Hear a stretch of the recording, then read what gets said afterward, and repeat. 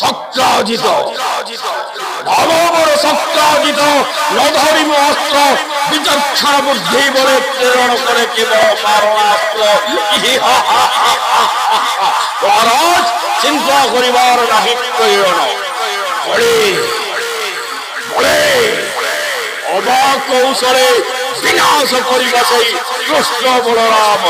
ଏହା ହେଉଛି ମହାମନ୍ତ୍ରୀ ଶକ୍ରାଜିତର ଅଖଣ୍ଡ ପ୍ରତିଜ୍ଞା। ମହାରାଜ ଅଖଣ୍ଡ ପ୍ରତିଜ୍ଞା। ମୋ ନାଁ ହେଉଛି ଗୁଲାବ ଚନ୍ଦ୍ର ଦାସ। ମୁଁ ବରଗଡ଼ ଜିଲ୍ଲା ଅନ୍ତର୍ଗତ ବରପାଲିର ଅଧିବାସୀ। ମୁଁ ବିଶ୍ୱ ପ୍ରସିଦ୍ଧ ବରଗଡ଼ ଧନୁଯାତ୍ରା ମହୋତ୍ସବରେ ମହାମନ୍ତ୍ରୀ ଶକ୍ରାଜିତରେ ଅଭିନୟ କରୁଛି। ମହାରାଜା କଂସଙ୍କର ଦେଖନ୍ତୁ, ବରଗଡ଼ ବିଶ୍ୱ ପ୍ରସିଦ୍ଧ ଧନୁଯାତ୍ରାରେ ଅଭିନୟ କରିବାଟା ଗୋଟାଏ ସୌଭାଗ୍ୟର କଥା। এইটা ହେଉଛି କଳାକାର ମାନଙ୍କର ମହାକୁମ୍ଭ ଏବଂ କଳାକାର ମାନଙ୍କର କାରଖାନା କହିଲେ କିଛି ଅତ୍ୟୁକ୍ତି ହେବ ନାହିଁ। ଗୁରୁମାନଙ୍କର ନିର୍ଦ୍ଦେଶନା କ୍ରମେ ଆମେ ସମସ୍ତ କଳାକାର ଅଭିନୟ କରୁଛୁ ଏହି ବରଗଡ଼ ବିଶ୍ୱ ପ୍ରସିଦ୍ଧ ଧନୁଯାତ୍ରା ମହୋତ୍ସବରେ। हे प्रबल प्रतापी त्रिभुवन स्वामी पाद तले खटंती जार दिवस रजनी इंद्र चंद्र वरुण कुबेर आज बृंदारक वर्गी अरी करी ओराति निधन उड़ुअछि जार विजय केतन 14 ब्रह्मांडे आउ छार कृष्ण बलराम से कि देवे पराभव करछंती। महाराज अछि तब विचक्षण महामंत्री शक्राजित मुहि मथुरा कटकी। শক্রাজিত ধর্মবড় শক্রাজিত নধরিম অস্ত্র বিচক্ষণ বুদ্ধি বলে প্রেরণ করে কেবল মারণাস্ত্র।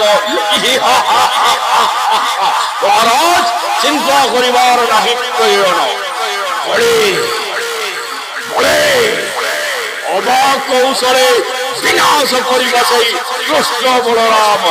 ଏହା ହେଉଛି ମହାମନ୍ତ୍ରୀ ଶକ୍ରାଜିତର ଅଖଣ୍ଡ ପ୍ରତିଜ୍ଞା। ମହାରାଜ ଅଖଣ୍ଡ ପ୍ରତିଜ୍ଞା।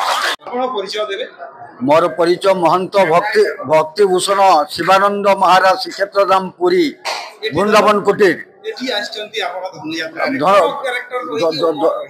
राजगुरु राजपुरोहित हिसाब से कंस दरबार एवं नंद दरबार रे मो राजगुरु राजपुरोहित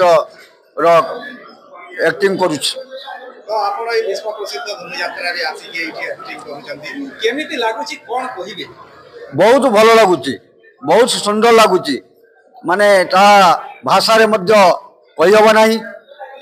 आर उद्देश्य होउचु मो सब बेले कंस महाराज को सत पथ सत चिंता धर्म न्याय पथ रे जीवा पई निर्देश दिए, किंतु से गुरुदेव कथा को अमान्य करने द्वारा तांकर अधपतन हुए।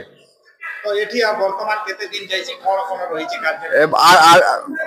ये तो आज होउछि हमर ये हबो काली दलन हबो गपपुर रे एवं ये हबो आपनकर ब्राह्मण वेश रे जिबे माने मागिबे कृष्ण बलराम।